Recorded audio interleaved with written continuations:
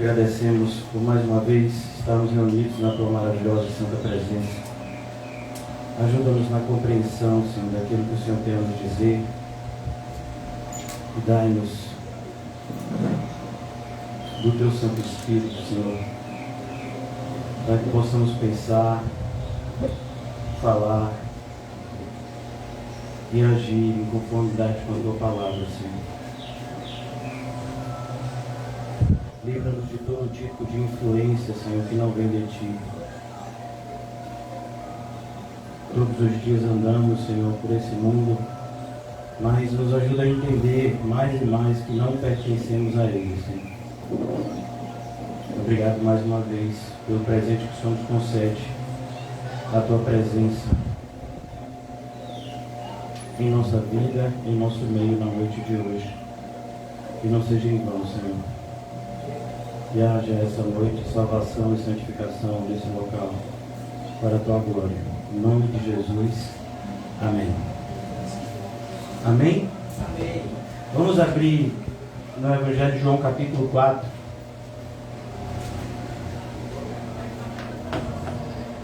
João, capítulo 4. Hoje nós iremos falar sobre a ceifa e os ceifeiros.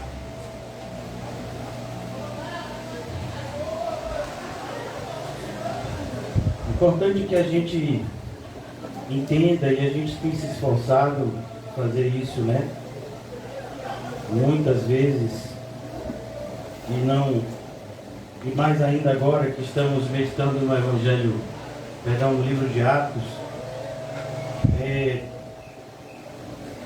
é muito difícil para a gente que está aqui vivendo no século XXI compreender que o movimento evangélico dos nossos dias tem se distanciado muito daquilo que era o propósito do Senhor.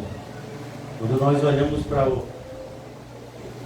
o livro de Atos e nós vemos como a igreja se movia, como as coisas aconteciam, nós somos relembrados como elas necessitam acontecer também nos nossos dias.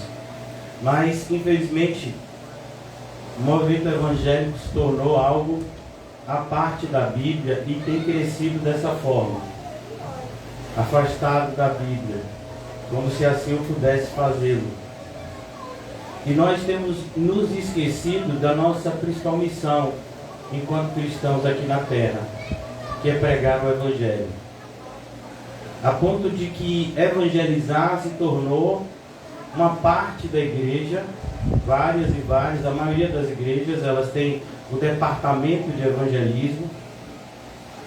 Evangelismo muitas vezes se tornou também uma espécie, de evento que a igreja promove de tempos em tempos. Mas quando nós olhamos para a Bíblia, nós percebemos que evangelismo ele é um estilo de vida. Ele é o estilo de vida do cristão. O cristão, ele vive de maneira evangelística. Foi isso que nós falamos ontem, talvez não assim de maneira literal, mas quando eu repeti várias vezes na exposição na noite de ontem, que nós somos a luz do mundo e o sal da terra. Os irmãos que estavam lá ontem se lembram disso. Então, o que é ser luz, o que é ser sal? É justamente onde nós estivermos, as pessoas que estiverem ao nosso redor, elas serão impactadas com a nossa presença, ainda que a gente não fale. É preciso pregar o Evangelho de maneira falada, sem sombra de dúvidas, mas a gente pode testemunhar o Evangelho até calado. E às vezes a gente faz isso melhor, calado. Então, testemunhar o Evangelho, testemunhar aquilo que professamos com os lábios. Porque quando nós olhamos para o que o Senhor Jesus vai dizer hoje para os apóstolos dele, nós vemos como isso nos nossos dias tem se tornado algo ainda mais assombroso.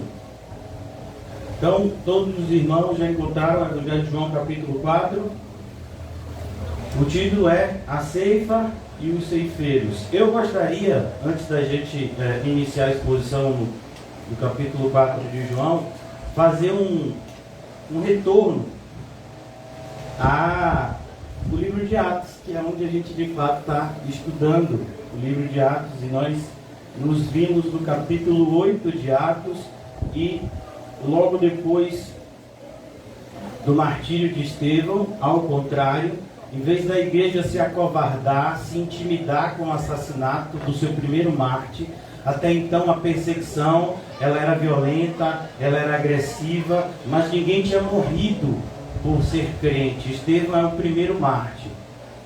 E muitas vezes a gente poderia pensar que Estevão morreu, então o pessoal vai dar uma diminuída, o pessoal vai frear. Mas foi o contrário. As pessoas então entenderam o momento e, saindo de Jerusalém, elas continuam a missão que Jesus havia passado para elas no princípio. E eu quero relembrar essa missão no capítulo 1 de Atos. Eu acho que antes da gente terminar a série em Atos, se Deus assim permitir, tudo devendo dele, depende dele, a gente vai repetir talvez uma centena de vezes o que está escrito aqui no capítulo 1, porque esse mandamento também nos alcança. Atos capítulo 1, o Senhor Jesus está presente, se despedindo dos seus apóstolos, e no versículo 7 ele diz: e disse-lhe Jesus, não vos pertence saber os tempos e as estações que o Pai estabeleceu pelo seu próprio poder. Perceba que a gente tenta fazer isso até hoje, só que do nosso jeito. De que forma? Eu vou me dedicar mais ao Senhor daqui a 1, 2, 3, 4 anos. Agora ainda não é tempo de eu me dedicar tanto quanto eu deveria. Como assim? Só existe um momento na vida do cristão em relação a Deus, é o agora. Então, qualquer obediência que é postergada é desobediência. Então aqui o Senhor Jesus diz a eles, versículo 8, mas recebereis a virtude do Espírito Santo, em algumas traduções, o poder do Espírito Santo, que há de vir sobre todos vós, e ser-me-eis testemunhas, tanto em Jerusalém, como em toda a Judéia, Samaria e até os confins da terra. Então esse é o plano do Senhor Jesus, e o Senhor Jesus entrega esse projeto nas mãos da igreja. Não nos esqueçamos, quase 120 pessoas, é assim que começa. Esse número cresce, é 3.000, passa para 5.000, depois não se tem mais como contar esse número. Vem a perseguição. O que acontece com aqueles que foram alcançados? Eles entendem isso. Entendem como? Pelo Espírito Santo. É impossível você ser de Cristo sem ter o Espírito dele. A Bíblia nos afirma isso. Então o Espírito Santo move esses irmãos e irmãs a propagarem a mensagem em outros lugares. Eu faço questão de frisar isso, por quê? Porque isso não é uma fuga. Não é um tentar salvar a sua própria vida, porque senão eles estariam se autocondenando. Pois todo aquele que tentar salvar a sua vida, perderá. O que acontece aqui é uma clara atitude de obediência ao mandamento original de Jesus. Vocês pregarão o Evangelho. E não é só aqui. Vocês vão ter que sair da sua zona de conforto.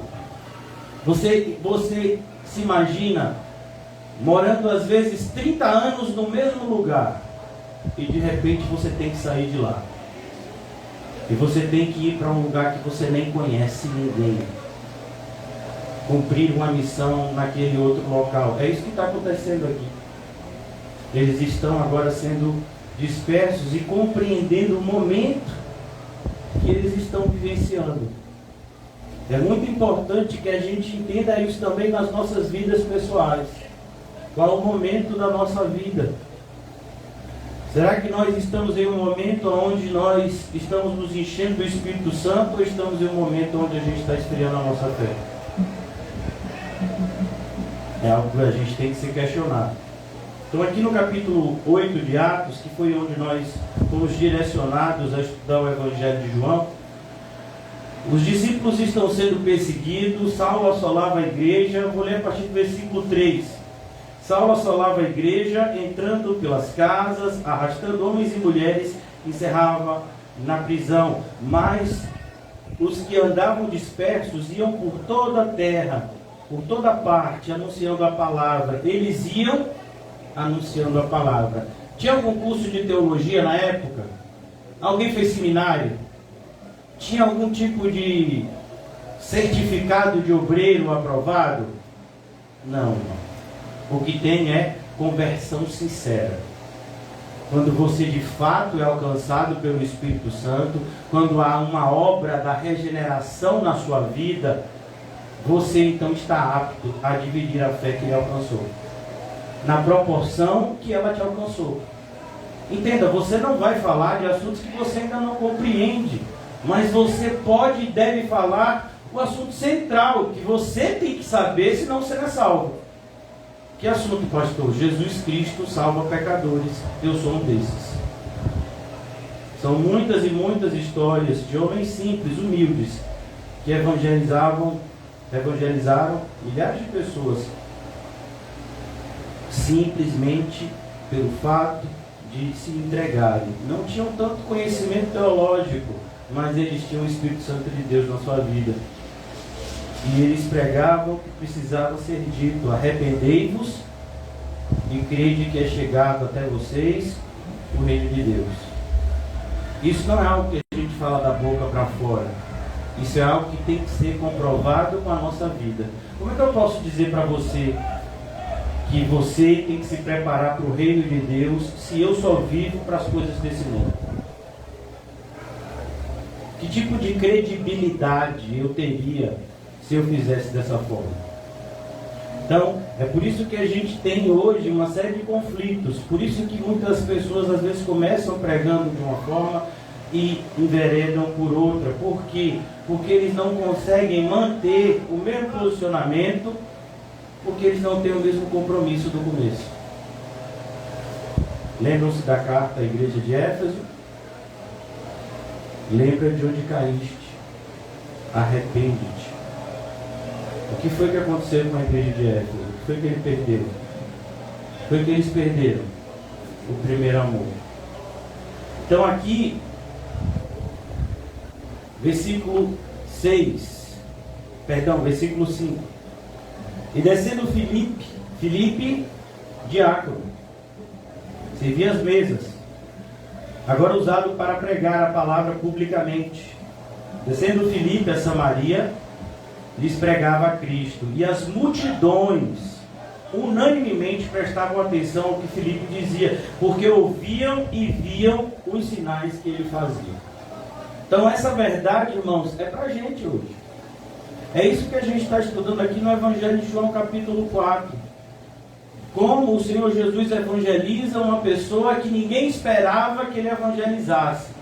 Seja pela geografia, ela era samaritana, seja pela geografia, pela etnia, seja porque ela era mulher, o gênero, seja por conta da imoralidade que ela vivia, né, segundo os costumes. Ela tinha tido 5 maridos e agora estava vivendo com uma pessoa que nem marido era. Mas nada disso foi barreira para o Senhor dividir o Evangelho com ela. Depois ela vai testemunhar o Evangelho para a sua tribo.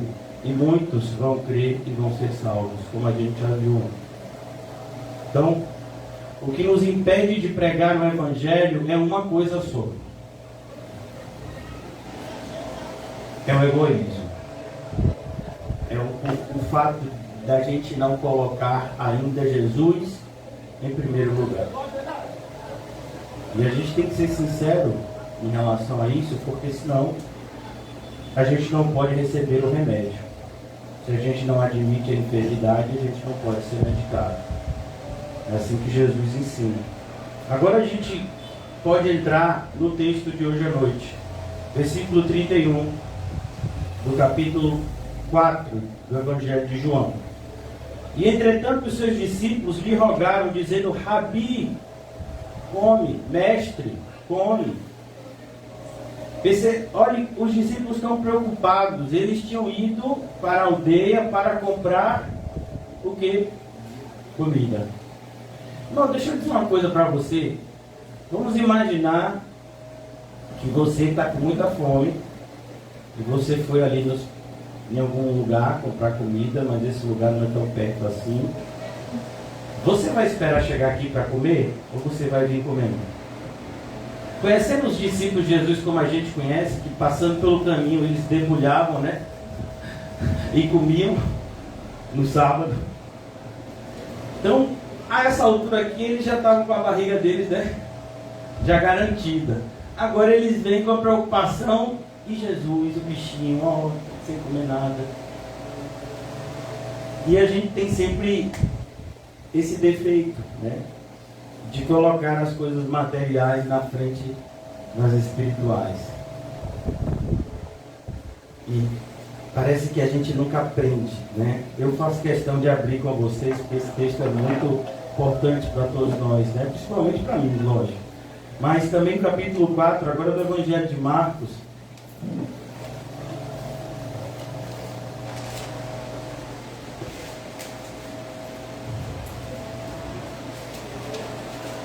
Marcos capítulo 4.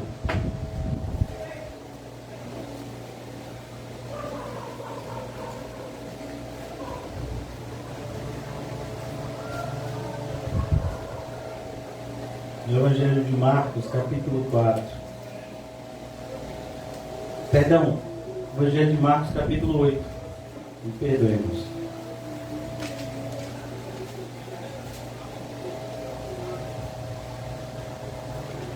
Capítulo 8, versículo 34. E chamando a si a multidão com seus discípulos, disse-lhes: se alguém quer vir após mim, negue-se a si mesmo e tome a sua cruz e siga-me. Isso mudou, irmãos? A gente vê alguém fazendo isso nos dias de hoje, com exceção de vocês? Gostou? Com exceção de vocês. A gente vê alguém falando sobre isso em muitas igrejas. Olha, é necessário você renunciar. É necessário. Versículo 35. Porque qualquer que quiser salvar a sua vida, qualquer que quiser salvar a sua vida, perdê-la-á. Mas qualquer que perder a sua vida por amor de mim e do Evangelho, esse a salvará. Você entende o que está sendo escrito, o que está sendo dito aqui? Se a gente entendesse de fato o que está sendo escrito aqui, talvez o nosso estilo de vida fosse outro. Pois que aproveitaria o homem ganhar o mundo inteiro e perder a sua alma? Me diga aí. É isso que está acontecendo na vida de muitos hoje. Essas pessoas estão tendo uma percepção de vida completamente equivocada. Às vezes a pessoa começa a, é uma expressão, né, muito adotada pelo mundo, crescer na vida. Seja por meio lícito, seja por meio ilícito, ela está crescendo. Ela está atingindo objetivos que ela mesma traçou para si.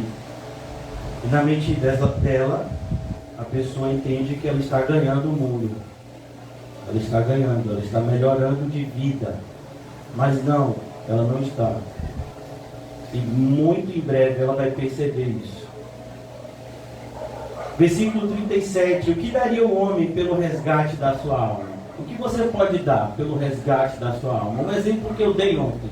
O que aproveita para uma pessoa ganhar 50 milhões de reais um dia depois da sua morte?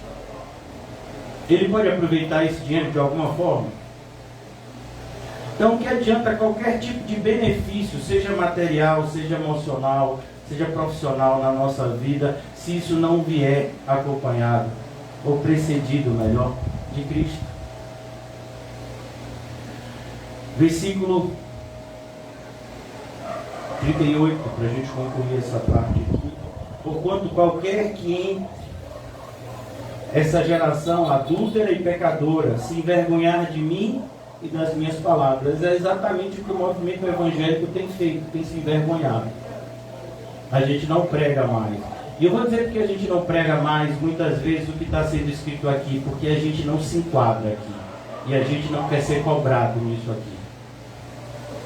Então, a gente não renuncia a quase nada. Imagine renunciar a tudo. Então, como eu vou pregar isso? Alguém vai chegar e vai dizer: o que você está me falando isso? Você não renuncia a nada. E aí a gente vai ter que admitir, é verdade, eu não renuncio quase nada. Isso é se a gente for sincero, né? Mas mudou a verdade? Então, o que é que acontece? Diante dessa assertiva, diante do que a gente extrai desse texto aqui, é algo muito claro, é muito simples, mas assim, é como se a gente quisesse tapar os nossos olhos. Irmãos, uma parte da igreja está indo para o inferno. Não tem como falar isso de uma forma bonita, porque isso é feio. Não adianta você fazer parte de um movimento evangélico. A gente parece que se esquece, parece que tem alguns evangélicos que leem, mas não leem o Antigo Testamento. Foi Jesus que mandou destruir o templo que ele mesmo mandou construir. Você acha que Jesus se importa com alguma coisa? O que você acha dele, o que você pensa? Eu acho que Jesus é muito injusto cobrando essas coisas assim da gente. O mundo já é tão difícil e Jesus dificulta ainda mais a minha vida com essa palavra. Então, não é assim, irmãos, que funciona. Por isso, existe a forma certa. Existem milhões de formas erradas de se viver. E naquele grande dia as pessoas vão perceber isso. É bom que a gente veja isso antes daquele grande dia. Por isso, voltando agora para o nosso texto sobre a ceifa e os ceifeiros, aqui no Evangelho de João, capítulo 4, eu quero que na noite de hoje nós possamos sair daqui estimulados, mais uma vez, como eu disse, não a ter o evangelismo como um momento onde a gente está se sentindo crente, a gente vai lá e divide a nossa fé com alguém. Não, o evangelismo tem que ser um estilo de vida, você tem que fazer isso de forma natural, tem que ser um ato reflexo. Você falar de Jesus para as pessoas tem que ser algo que você faz de maneira natural. Você é crente, então a luz do Senhor brilha em você. Em qualquer diálogo que você manter com alguém, isso vai ser perceptível. É assim que o cristão tem que viver. Então, a ceifa e os ceifeiros, versículo 31, João 4. Entretanto, os seus discípulos lhe rogaram, dizendo: Mestre, come. Em algumas traduções, Rabi, come. E a gente podia trazer essa frase para a gente, Como nós somos pessoas compassivas com a gente. Você já viu uma pessoa que se preocupa com você mais do que você? Você já perdeu alguma discussão na sua mente? Na sua mente. Às vezes você está discutindo assim com a irmã, com o irmão, com o pai, com a mãe. E aí você, Não, tudo bem. É da sua forma. Você está certo. Isso porque você não quer mais discutir. Mas na sua mente você... Mas eu estou certo. Porque a gente é assim, Vamos imaginar que a gente viu, a gente chegou na mesa, somos um de 5 irmãos, e a gente chegou na mesa e a gente percebeu que tem um pão que é maior que os outros. Qual é o que a gente vai pegar? Qual é? Não sei se você é da época, eu sou dessa época aqui na padaria, e eu gostava de comprar sonho na padaria. Aí tinha aquele sonho assim, eu olhava o maior. É esse aqui que eu quero, por favor. Que nós somos assim com a gente. Não sei se você já fez isso com você, muito provavelmente você já deve ter feito. Eu espero que você não esteja fazendo mais, mas com certeza você já fez. Você não admitir, isso é muito perigoso. Quantas vezes a gente já passou a mão, assim, por assim dizer, nos nossos pecados? A gente passou, Não é que eu sou avarento, eu apenas estou sendo precavido. Você sabe que você está sendo avarento. Não é que eu sou uma pessoa sem misericórdia. Não. Eu sou uma pessoa e eu tenho o meu jeito é esse. Não, você é sem misericórdia.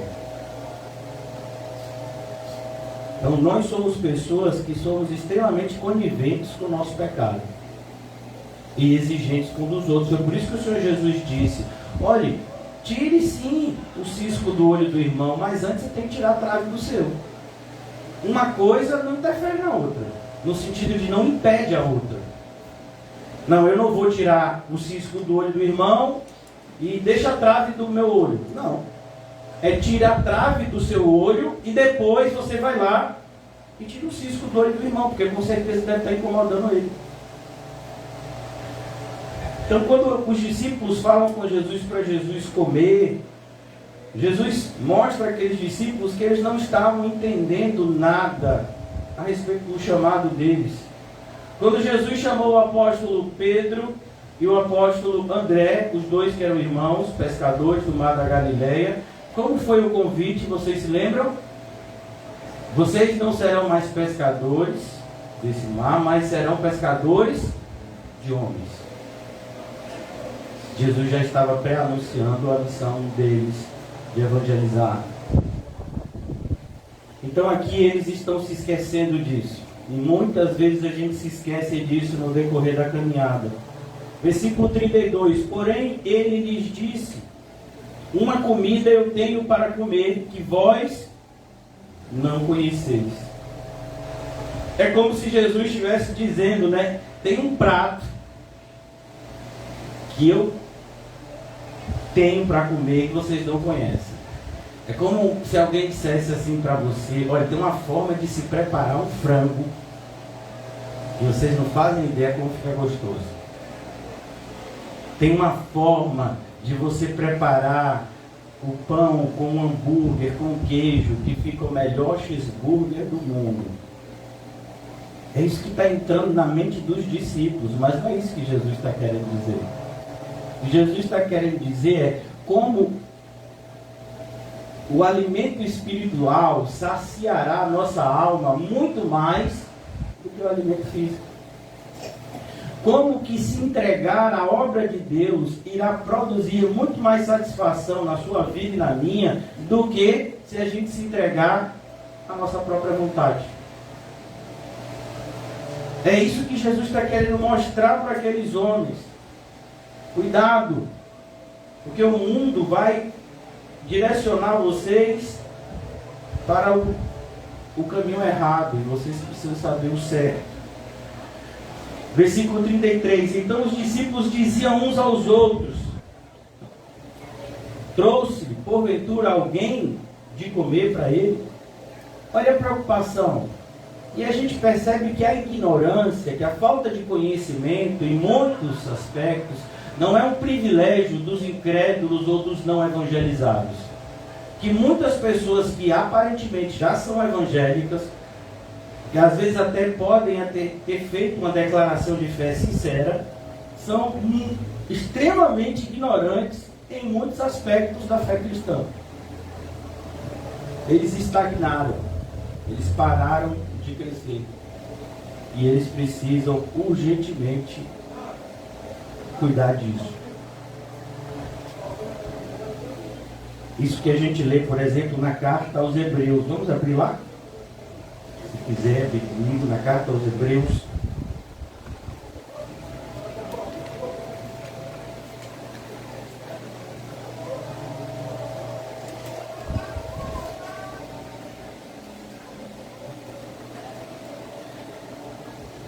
Carta aos Hebreus, capítulo 5, versículo 12 em diante.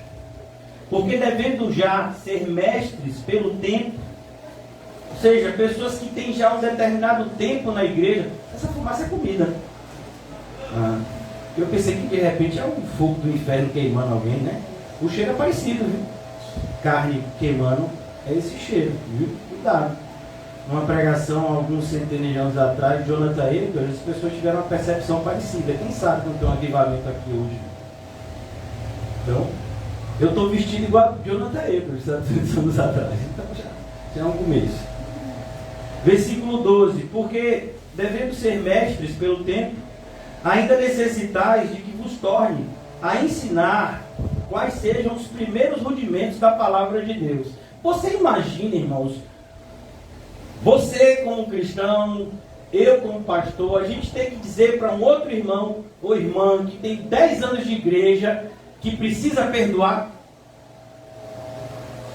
Você imagina isso? A pessoa fez isso, inadmissível, nunca mais vou falar, nunca mais vou fazer, estou de mal, corta aqui. Ô irmão, não lembra não, irmão, lá, Sermão do Monte, a oração que Jesus nos ensinou. No final da oração, a gente pensa que já terminou a oração, não terminou não. Jesus ainda está lá falando, se não perdoar os pecados, também os seus não serão. Precisar dizer isso para uma pessoa que tem 10, 15 anos de igreja, que precisa perdoar. Imagine, é o básico. E aqui ele está dizendo algo assim, como assim? Vocês não querem crescer? Não querem. Ficam como meninos, procurando bobagem, justamente para não fazer o que deve fazer. Versículo 13. Porque qualquer que ainda se alimenta de leite não está experimentado na palavra da justiça, porque é menino. Olha como a idade muitas vezes não quer dizer algo tão importante na igreja como a gente pensa. Até tempo de igreja não quer dizer tanta coisa assim. Às vezes a pessoa pode ter 5 anos de igreja e saber muito mais e ter muito mais comunhão com Deus do que quem tem 50 anos de igreja. Olha o exemplo de Nicodemos. Quantos anos você acha que ele tinha de igreja? Então aqui ele diz, versículo 14, mas o mantimento sólido, o alimento sólido, aquele que de fato vai fazer você crescer, é para os perfeitos. E perfeitos aqui não é no sentido que às vezes a gente aplica no português, algo que não precisa mais de transformação, porque já atingiu uma plenitude. Não, perfeito é maduro, experiente. Os quais, em razão do costume, têm seus sentidos exercitados para discernir tanto o bem como o mal. Então, a maturidade, o propósito é esse, é você saber diferenciar o bem e o mal, você saber diferenciar quem é seu inimigo e quem é seu amigo, quem é seu aliado e quem é o seu adversário. Por exemplo, é inconcebível que um cristão tenha algum inimigo de carne e osso, porque a Bíblia diz que nós não temos. A nossa luta não é contra a carne e sangue, é contra os principados, contra as potestades, contra as hostes espirituais do mal. Essa é a nossa luta, é contra eles e contra os seres humanos que nos fazem mal. Pode ser as coisas mais perversas possíveis, eles não são nossos inimigos, e eles nem estão fazendo tanto mal assim para a gente, eles estão fazendo mais mal para eles mesmos. Porque tudo que acontecer com você e comigo, se somos cristãos, coopera para o bem. Os irmãos de José, lá, filhos de Jacó, quando venderam ele como escravo, eles estavam querendo o bem ou o mal de José? O mal. Cooperou para o quê? A mulher de Potifar, quando mentiu, dizendo que José tinha violentado ela, quando de fato era ela que tinha feito, ela queria fazer o mal ou o bem de José, mas cooperou para o quê? O carcereiro, aqueles 2 homens lá que se esqueceram de José, mais especificamente aquele homem, né, que era copeiro do rei, que se esqueceu de José. Ele fez o mal ou o bem? Ele fez o mal, ele se esqueceu de José, você vai se lembrar lá na frente, mas cooperou para o bem, pelo menos ele se lembrou. Então, a ideia é que não existe mal para o cristão, porque até o que fazem de mal, Jesus transforma em bênção. Assassinaram Estevão. Para Estevão isso foi bom ou ruim? Chegar assim no céu, ser recebido por Cristo, em pé, à destra de Deus. Que coisa ruim, né, irmão? Isso é muito chato, isso, né? O Rei dos Reis foi em pé receber a gente chegando no céu. Então, tudo que as pessoas tentarem de mal contra você, se você é crente, preste atenção. Se você é crente, se você se comporta como crente, isso de alguma forma vai cooperar para o seu bem. Então, os discípulos ainda não haviam entendido isso, até a abstinência de alimento, irmãos. Períodos de escassez, o crente passa também. Capítulo 4 de Filipenses, o apóstolo Paulo diz: eu fui experimentado em todas as coisas. Teve um momento da minha vida que eu tive muito mais do que eu necessitava. Eu fui tentado nesse momento, e o Espírito Santo me ajudou a gerenciar os recursos da maneira correta. Teve um momento da minha vida em que eu tive muito menos do que eu achava que precisava. O Espírito Santo me capacitou a passar por esse momento sem murmurar, sem blasfemar. É o que está escrito em Filipenses, é por isso que ele diz: eu posso todas as coisas naquele que me fortalece. Então aqui Jesus quer ensinar esse princípio tão importante para o evangelismo, senão a gente não evangeliza, porque quando a gente pensar em evangelizar, e mais ainda, em aplicar o evangelismo como estilo de vida para a gente, tudo que a gente vai ver vão ser o quê? Empecilhos, e são muitos. Mas como assim? As pessoas vão me olhar desse jeito, mas aí vai ser assim, mas aí vai ser assim, eu vou perder isso, eu vou perder aquilo, vou perder. Jesus lhe disse, versículo 34, a minha comida é fazer a vontade daquele que me enviou e consumar a sua obra. Prestou atenção? Quando Jesus fala a minha comida, o que é comida para o ser humano? Comida para o ser humano, irmãos, é necessidade. O ser humano não vive sem alimento. A gente pode passar até algum tempo sem se alimentar, mas a gente não pode viver sem se alimentar, senão a gente morre. Por isso que a gente tem, né, quem está em idade escolar sabe melhor do que eu. A gente tem um aparelho digestivo. Onde é que começa o aparelho digestivo? Quem está estudando na escola sabe disso. Começa onde? Na boca.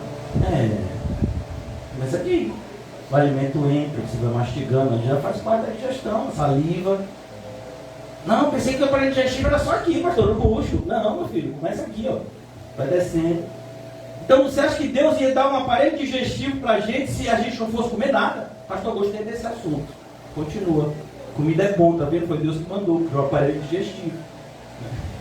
Nós somos assim. Mas Jesus apresenta para a gente uma necessidade que é maior do que essa. Ele diz, uma comida eu tenho, é a fazer a vontade daquele que me enviou. É um alimento para mim. E aqui é importantíssimo a gente entender como isso foi um divisor de águas na vida, de longe, né, do maior missionário que a igreja já viu, o apóstolo Paulo. Na carta que eu mencionei a vocês, aos Filipenses, o apóstolo Paulo, ele vai falar sobre isso, sobre como é importante você viver de tal forma que Cristo seja visto como sua prioridade. E eu faço questão de ler aqui, versículo 12 do capítulo 1. A gente vai gastar um tempinho aqui nessa carta. E quero, irmãos, que saibais que as coisas que me aconteceram contribuíram para maior proveito do Evangelho. Está todo mundo preocupado porque o apóstolo Paulo foi o quê? Preso. E aí está todo mundo preocupado. Ele foi preso e agora como é que vai ser? O Evangelho vai ficar como? Versículo 13 de Filipenses 1. De maneira que as minhas prisões em Cristo foram manifestas por toda a guarda pretoriana e por todos os demais lugares. Paulo disse, onde me levavam preso, eu fazia o quê? Evangelizava. Já imaginou isso? Você enxergaria isso como uma oportunidade? Um camburão?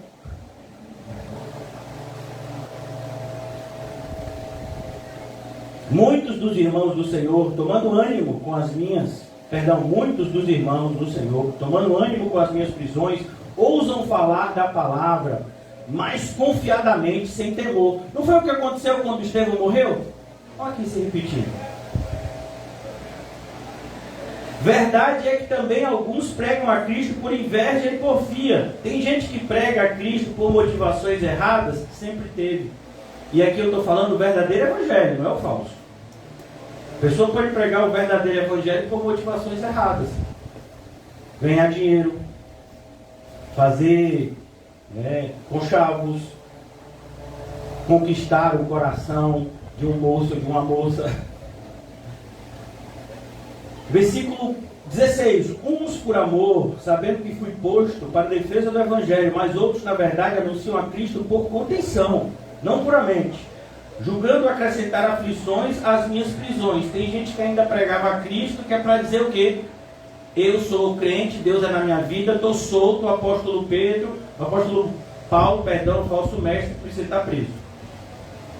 Então a gente às vezes faz isso, né? Fulano está passando isso que merece, não vale nada. Eu tenho uma vida melhor porque eu sou muito bom, prego a verdade, vivo a verdade, então Deus tem me abençoado. Versículo 18. Que importa? Contanto que Cristo seja anunciado de toda maneira, ou com fingimento, ou em verdade, nisto me regozijo e me regozijarei ainda. Preste atenção, ele não está falando de falsos mestres e falso evangelho. Essas pessoas, inclusive nessa carta, ele vai chamar de cães, lá no capítulo 3. Mas o que ele está dizendo é a verdade sendo pregada. Tem gente que prega a verdade por interesses mentirosos. Quando a gente estudou ontem, capítulo 4 de João, verdadeiros adoradores que adoram ao Senhor em espírito. Então é como se uma pessoa estivesse pregando a verdade na carne. Mas são dois elementos que tem que ter o verdadeiro adorador. Tem que ser espírito e verdade. E se só tem um, então não é verdadeiro adorador. Então é isso que o apóstolo Paulo está dizendo aqui. Versículo 19. Porque sei que disto me resultará salvação, pela vossa oração e pelo socorro do Espírito de Jesus Cristo. Segundo a minha intenção, a minha intensa expectação e esperança de que em nada serei confundido, antes com toda a confiança, Cristo será tanto agora como para sempre engrandecido no meu corpo, seja pela vida, seja pela morte. Porque para mim o viver é Cristo e o morrer é ganho. Mas se viver na carne me der fruto da minha obra, não sei então o que devo escolher. É esse alimento que Jesus está falando, irmão. Que é algo tão maravilhoso que em um determinado aspecto ele até rivaliza com o nosso desejo de ir logo para o céu. Que a gente quer ir logo para o céu porque lá não vai ter pecado, não vai ter dor, não vai ter choro, não vai ter uma série de coisas que a gente enfrenta como crente todos os dias. A gente quer que o Senhor nos leve em segurança para as moradas eternas. Mas o ser usado por Deus, ser usado no propósito de Deus, produz em nós uma alegria, uma satisfação inimaginável para alguns, que não tem desprendimento suficiente para vivenciar. Infelizmente tem pessoas que vão passar a vida toda na igreja sem sentir essa alegria, porque nunca renunciaram. Nunca. Mas o viver, versículo 23, mas de ambos os lados estou em aperto. Olha que aperto bom. Tendo desejo de partir e estar com Cristo. Tem até uma música, né? Tem um corinho desses bem antigos que diz: eu queria estar com Cristo. Paulo não deve saber, né? Dá essa obra para ele louvar aí a gente no futuro próximo. Não hoje, que hoje ele vai dizer: não, pastor, eu trouxe um violão. Esse que eu não conheço. Mas de ambos os lados estou em aperto, tendo desejo de partir e estar com Cristo, porque isto é ainda muito melhor. Mas julgo mais necessário, por amor de vós, ficar na carne. Paulo está falando de ficar vivendo em pecado? Não, Paulo está falando de ficar vivo. Ele sabia o que estava esperando ele. Ele já tinha tido aquela visão que ele vai dizer lá em 2 Coríntios. Mas ele diz, olha que maravilha. Versículo 25. E tendo esta confiança, sei que ficarei e permanecerei com todos vocês, para proveito vosso, gozo da fé, para que a vossa glória abunde por mim em Cristo Jesus, pela minha nova ida até vocês. Olha como é maravilhoso, irmãos, fazer parte da seara do Senhor. Fazer parte do grupo de ceifadores da seara do Senhor. Pessoas, milhares, a grande maioria, a maioria esmagadora dos ditos evangélicos, não fazem a mínima ideia do que é isso. Não participam em absolutamente nada da obra do Senhor. Nada. Não fazem nada, não levantam o dedo. A não ser para criticar, para seu povo. Então aqui no versículo 34, Jesus disse: a minha comida é fazer a vontade daquele que me enviou e realizar a sua obra. Segundo ponto, realizar a sua. Então a obra é de quem? De Cristo. Não é minha, não é sua. É de Cristo. Mas a responsabilidade é nossa. Nós somos o corpo de Cristo. E Ele já deixou as suas ordens, a sua vontade bem clara. O que a gente não está fazendo ainda? Então, no versículo 35, não dizeis vós que ainda há 4 meses até que venha a ceifa. Isso ele está falando pelo lapso temporal. Aquelas pessoas estavam olhando para os campos lá e estavam dizendo, ainda não está no tempo da colheita. Jesus diz, olha, do ponto de vista do Evangelho, o tempo da colheita já começou, ó. Tem tempo.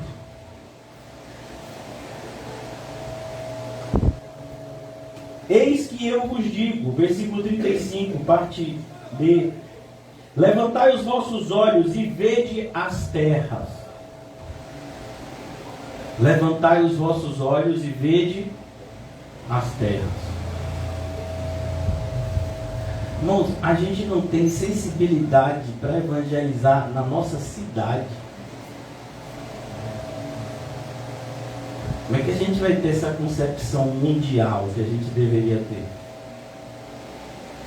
A gente não se movimenta para evangelizar países da língua portuguesa. Você sabe que tem outros países que falam português, né? Fora o Brasil, se não me engano, Moçambique, Angola, né? Para Portugal e outros locais. A gente não se mobiliza para evangelizar esses lugares, onde a nossa dificuldade do idioma não existiria. Imagina. Porque a gente tem se ocupado demais com os nossos próprios interesses e a vida vai passando. E vai chegar um tempo em que a gente não vai ter mais tempo. Parece que a gente fica sempre postergando essa entrega da nossa vida ao Senhor como seu servo, como seu instrumento na sua obra. A gente sempre está postergando isso, a gente sempre está dando algum motivo para postergar, para procrastinar isso. Mas vai chegar um momento em que o próprio Senhor vai dizer, não precisa mais. A rejeição da parte do Senhor é real, irmãos. Não pense que o Senhor Jesus vai ficar esperando você se decidir, se predispor a fazer alguma coisa por Ele. Jesus não está à nossa disposição. A gente é que deveria estar à disposição dele. Então, quando nós abrimos aqui, no versículo, ele diz, olha, levantai os vossos olhos e vede as terras, como já estão brancas para a ceifa. O campo ficava branco, né? Você via todas aquele campo preparado para ser colhido, né? Aquelas plantações, principalmente, né, se eu não me engano, de grãos de soja, de trigo, perdão, não de soja, de trigo. Versículo 36. E o que ceifa recebe galardão e ajunta fruto para a vida eterna. Às vezes a gente não entende ou não quer entender, né? Porque tem essa possibilidade também. o que está escrito no Sermão do Monte. Vamos lá no Sermão do Monte? O Sermão do Monte é um dos melhores lugares para a gente estacionar, quando a gente estiver se sentindo meio assim, né? Será que eu sou crente? Vamos lá no Sermão do Monte, dá uma olhada. Olha o que diz o Sermão do Monte em relação a tesouros.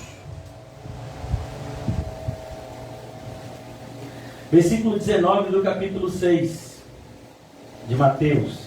O Sermão do Monte está no Evangelho de Mateus, tá, irmãos? Capítulo 6, versículo 19. Não ajunteis tesouros na terra, onde a traça e a ferrugem tudo consomem. E a gente poderia dizer aqui, né, a marisia, né, que gera esse ferrugem, consome mesmo. Se morar perto de praia, meu irmão, né, é assim mesmo. E onde os ladrões minam e roubam. Parece que é o jornal de hoje. Mas que naquela época não tinha a taxa de criminalidade que a gente tem hoje. E o Senhor já dizia, olha, vai ter roubo, vão roubar. Mas ajuntai tesouros no céu. E é exatamente isso que a gente está vendo no Evangelho de João. Jesus está dizendo que o evangelismo é uma forma de ajuntar tesouros no céu. Não é a única, mas é uma das, talvez a principal. O evangelismo bíblico feito pela motivação espiritual. Sendo que eu tenho que dizer tudo isso, né, para não ficar em aberto. Versículo 20. Mas ajuntai tesouros no céu, porque nem a traça e nem a ferrugem consomem. Então o que você fizer para Deus, fica guardado com Deus. Ele é poderoso para guardar o nosso depósito até aquele grande dia. Tudo que você fez para Cristo, em nome dele, está guardado. Os ladrões não minam e nem roubam. Percebeu que não importa o que as pessoas dizem de você, nem de mim. O que importa é o que o Senhor pensa da gente. Foi nesse sentido que John Bunyan, né, tão perseguido na sua geração, seja por autoridade, seja pelos próprios evangélicos falsos da sua geração. Se a minha vida é infrutífera, não importa quem me elogie. Mas se a minha vida é frutífera, não importa quem me critica. É esse princípio aqui. Se eu estou ajuntando tesouros no céu e as pessoas estão só me criticando e se opondo àquilo que o Senhor mandou que eu fizesse, pouco importa. Se as pessoas estão me apoiando, se as pessoas estão gostando do que eu faço, se as pessoas estão se juntando à causa para me ajudar, mas o que eu estou fazendo não agrada ao Senhor, vai ser um grande problema. Porque naquele grande dia, qual é a frase? Jamais vos conheci. Mas Senhor, expulsei demônios. Alguém aqui já expulsou demônio? Pois é, tem gente que expulsou. E vai para o inferno assim mesmo.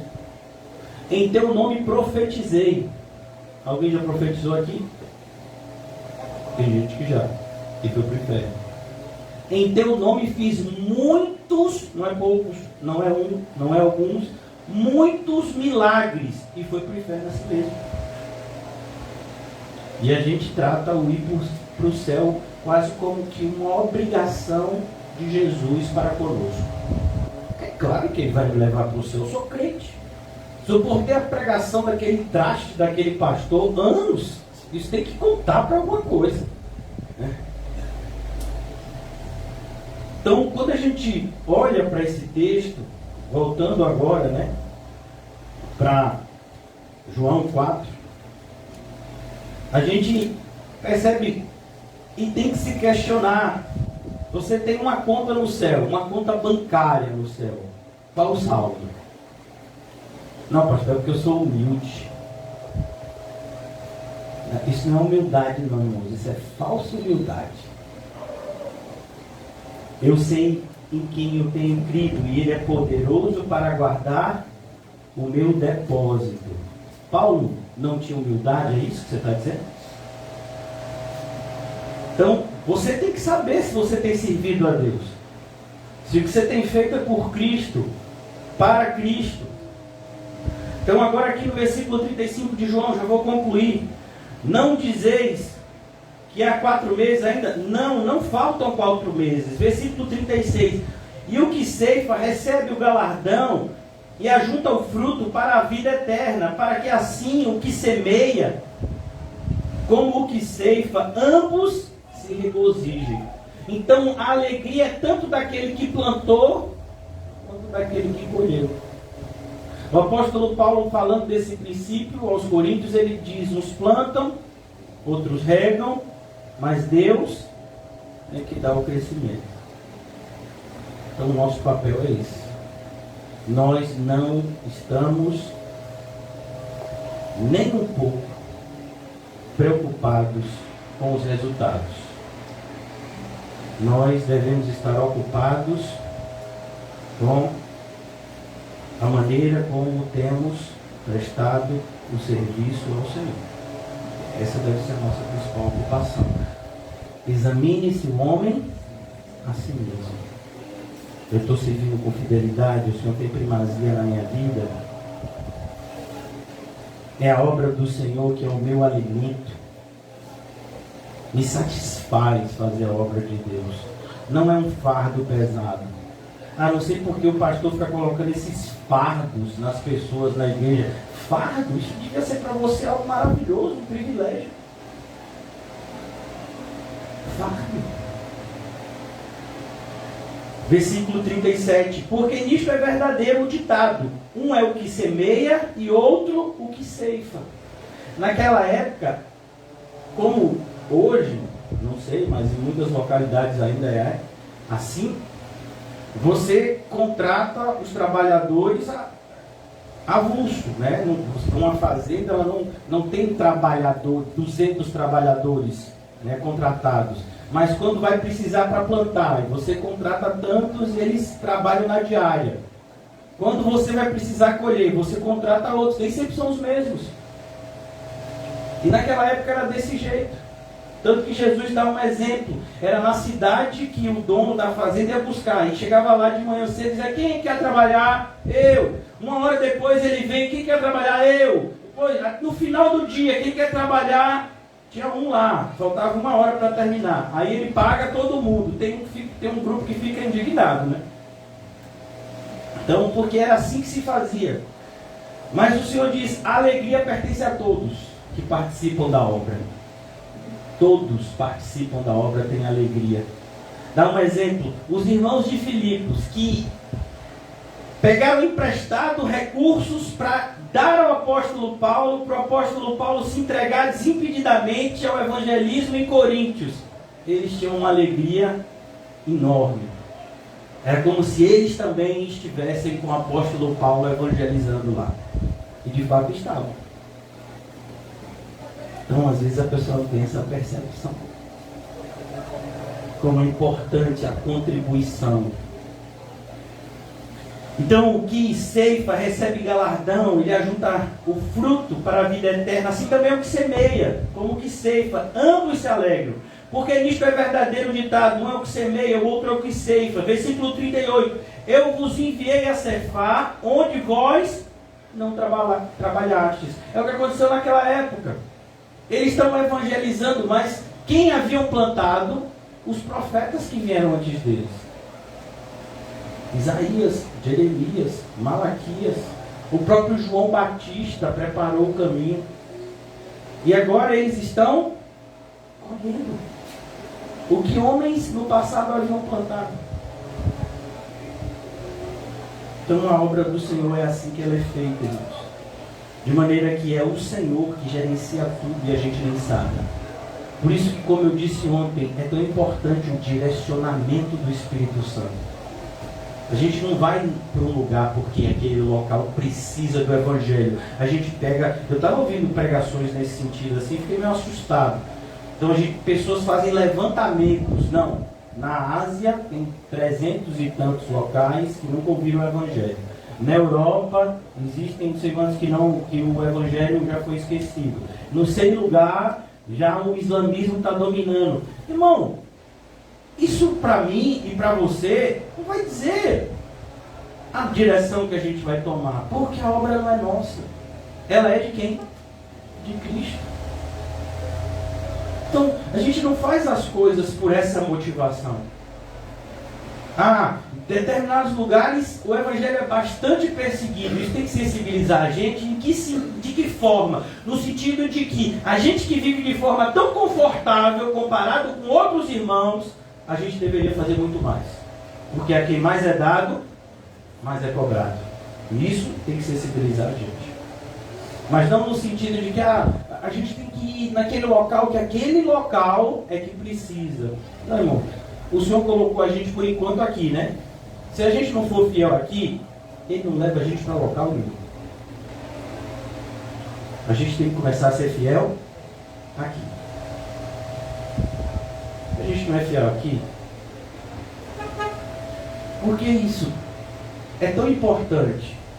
Onde você acha que é mais fácil você fingir ser crente? Aqui ou num lugar que ninguém te conhece? Num lugar que ninguém te conhece. Que ninguém sabe a sua história. Que ninguém sabe quem você é. Então você chega em uma determinada cidade e você cria a sua história. Eu sou super crente, o Senhor apareceu para mim numa nuvem e tem me mandado ir nos interiores. Aí de repente você encontra essa pessoa e diz, como uma história, mas até outro dia você estava na igreja lá, dizendo que nem crente era, agora tem essa nuvem. Então o que surge de gente da noite para o dia dizendo coisas que quem estava de perto sabe que é tudo mentira. Por isso que é tão difícil para pessoas permanecerem em uma congregação bíblica por muito tempo, fazendo o que é certo. A tentação de sair e ir para um lugar onde as pessoas não conhecem, recomeçarem de novo é muito grande, mas não pode recomeçar de novo. Você só entra pela porta estreita uma vez. Senão você nunca entrou por ela. Então, a gente olha para o movimento evangélico e para que a gente tem percebido nessa direção, a gente fica assombrado, porque as pessoas estão se auto-enganando. Elas estão se auto-sabotando. Naquele grande dia, vai ser a pessoa diante de Cristo tendo que admitir tudo isso. Senhor, eu parei mesmo de querer fazer as coisas para Ti, e aí não queria mesmo. Ou então vai dizer, vai tentar mentir para o Senhor Jesus, mas será que vai colar alguma mentira para o Senhor Jesus? Ô Senhor Jesus, o Senhor sabe que eu estava lá, estava firme, estava fazendo tudo o que eu podia.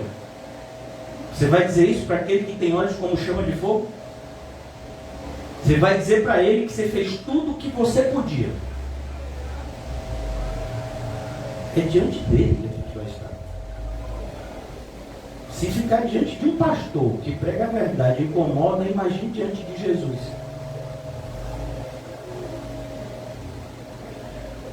E Jesus vai fazer algo que eu não tenho poder para fazer. Ele vai julgar.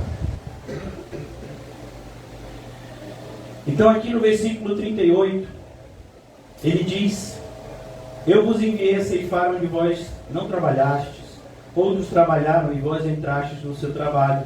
E muitos dos samaritanos daquela cidade creram nele pela palavra da mulher que testificou. Disse-me tudo quanto tenho feito. Olha o papel do testemunho de vocês, por exemplo, que moram aqui no Alto das Pombas. Vamos imaginar, independente do seu gênero, que você é a figura dessa mulher. E todos nós somos, inclusive eu. Um dia já estivemos totalmente afastados de Cristo. E fomos alcançados e transportados para o seu reino de luz. Mas qual é o nosso testemunho? Principalmente por aqueles que são próximos. Qual é o nosso testemunho? Me diga aí.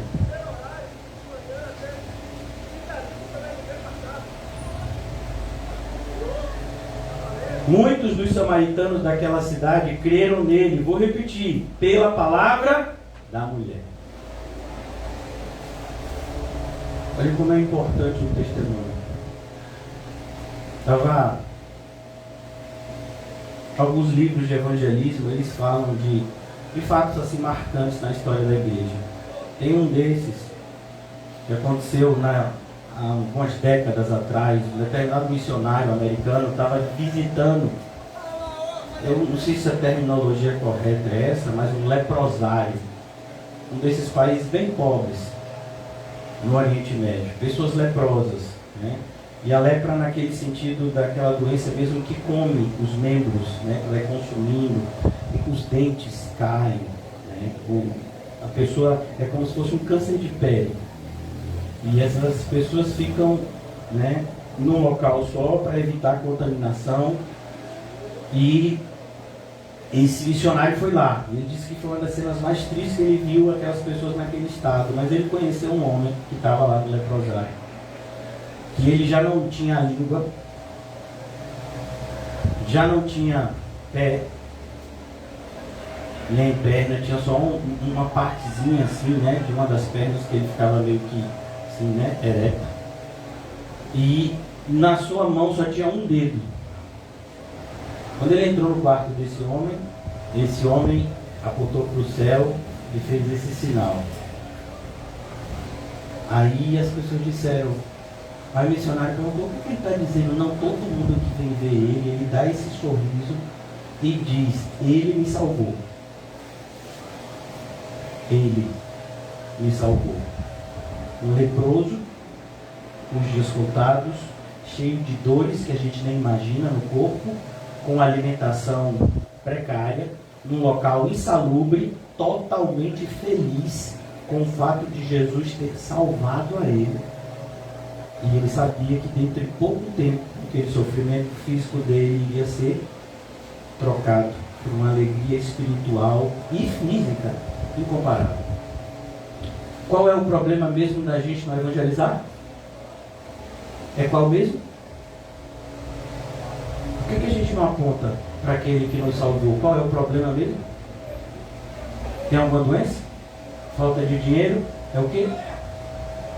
Então, quando a gente olha para esses exemplos, eu não sei para vocês, para mim funciona como um tapa na cara. E aí, não vai acordar não? Acordar. Irmãos, preste atenção. Nós somos uma congregação de pessoas que têm pouco poder aquisitivo. Isso é um fato. Sim. E os apóstolos eram como? Os irmãos do passado eram diferentes da gente? Como você acha que era a vida de Maria Madalena? Antes de Jesus expulsar 7 demônios dela. Como você acha que era a vida de Maria Madalena depois que ela se tornou uma mulher cristã? É vida fácil para crente. Mas isso, irmãos, para a gente não é motivo de desculpa.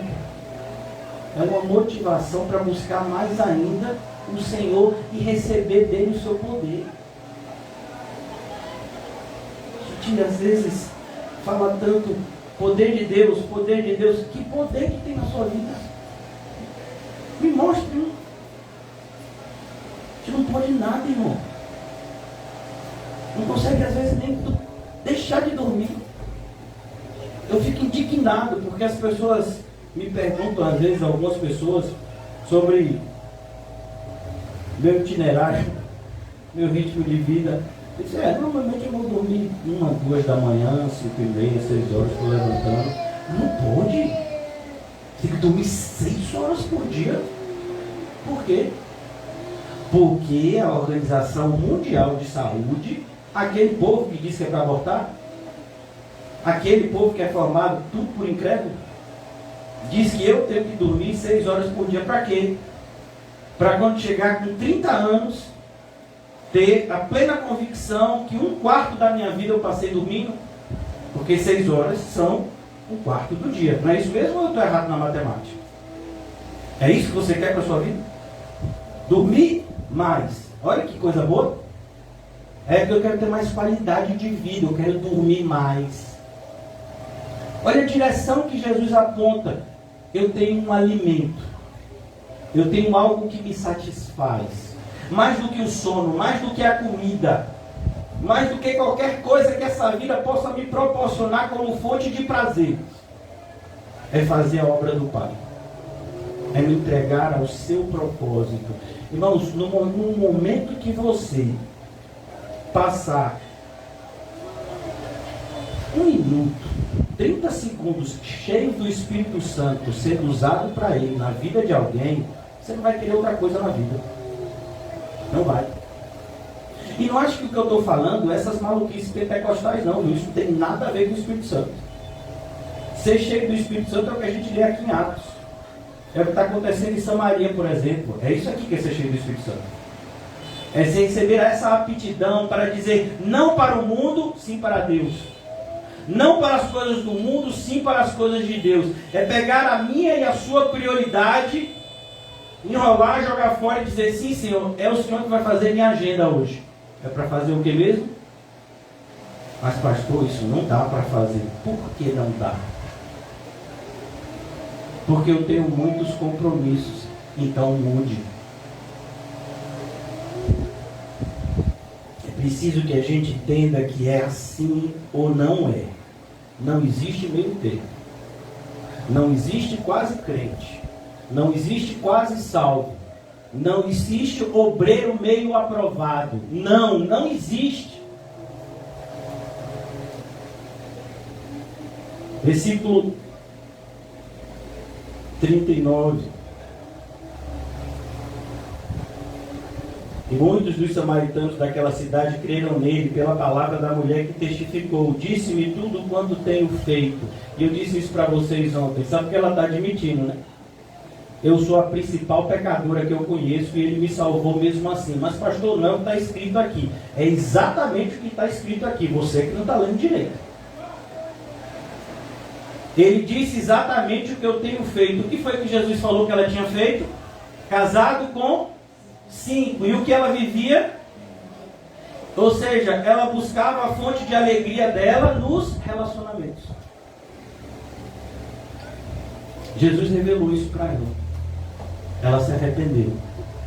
E agora ela, que bebeu da água viva, se tornou uma fonte de água viva, como Jesus fez a promessa para ela.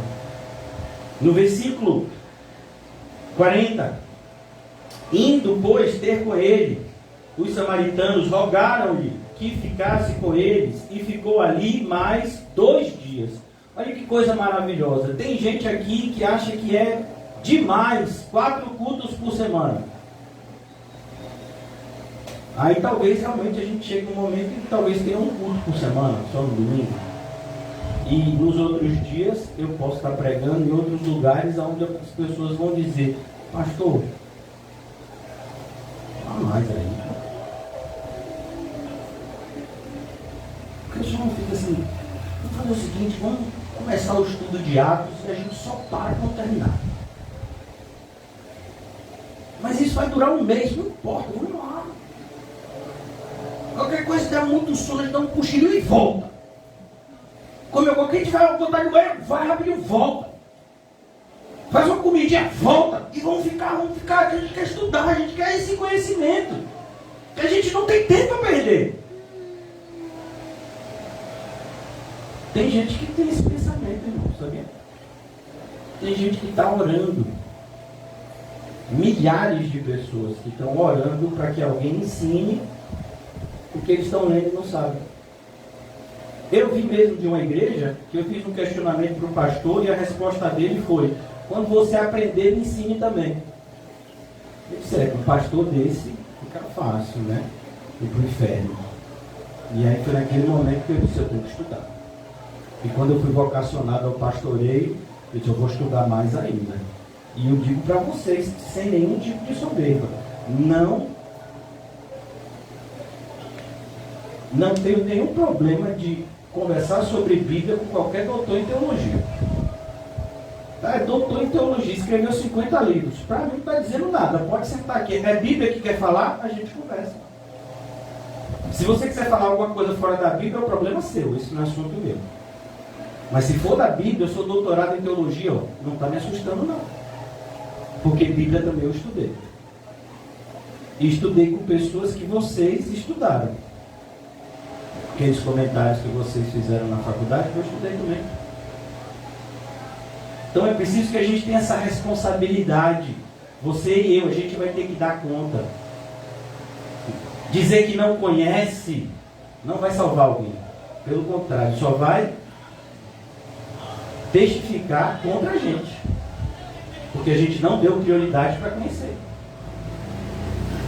Então, concluindo aqui, quando do horário, e porque também já chegamos, né? Onde queríamos chegar. Versículo 42. Versículo 41. Muitos mais creram nele por causa da sua palavra. Olha como o testemunho e a palavra de Deus, eles se combinam, eles não estão em contradição. Cada um tem o seu papel. A gente prega a palavra de Deus publicamente, a gente apresenta o Evangelho por meio da palavra de Deus e a gente testifica esse mesmo Evangelho com testemunho. A gente testifica o poder prático do Evangelho de salvar pecadores com testemunho. Como é que a gente lê em 1 Coríntios? Porque aprove a Deus salvar o mundo pela loucura da pregação do Evangelho. Eu e você devemos ser testemunhas vivas desse fato. De maneira que quando isso for pregado, alguém diga, é isso mesmo, eu vi.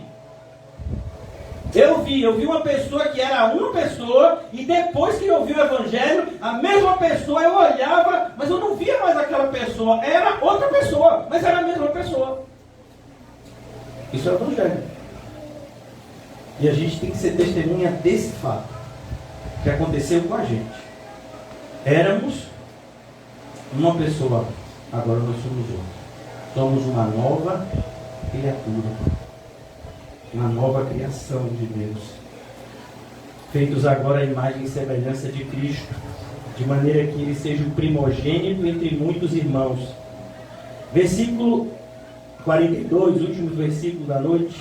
Dizia uma mulher, já não é pelo teu dito que nós cremos, porque nós mesmos o temos ouvido e sabemos que este é verdadeiramente o Cristo. E é importantíssimo que a sua fé não esteja baseada apenas no que eu prego a vocês. Eu acho tão interessante, o apóstolo Paulo chegou numa cidade e ele começou a pregar naquela cidade.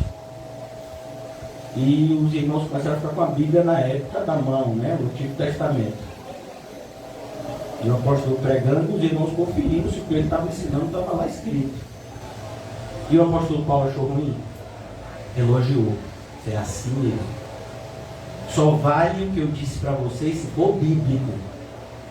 Se vocês tiverem esse comportamento, isso vai proteger vocês dos ataques dos falsos mestres, dos falsos irmãos, que com certeza virão. Em Atos 20 a gente vê isso. Se levantarão dentre vocês, irmãos, falando coisas pervertidas, e também tentarão entrar falsos mestres para dispersar o rebanho. Então é preciso que sejamos obreiros aprovados. Você não pode ter uma fé que é do outro. A sua fé tem que ser sua. Você tem que crer.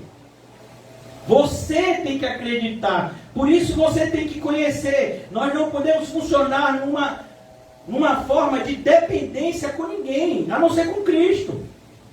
Tem pessoas que vivem, e o movimento evangélico tem crescido nessa vertente, e a figura do líder evangélico é a figura praticamente de um semideus.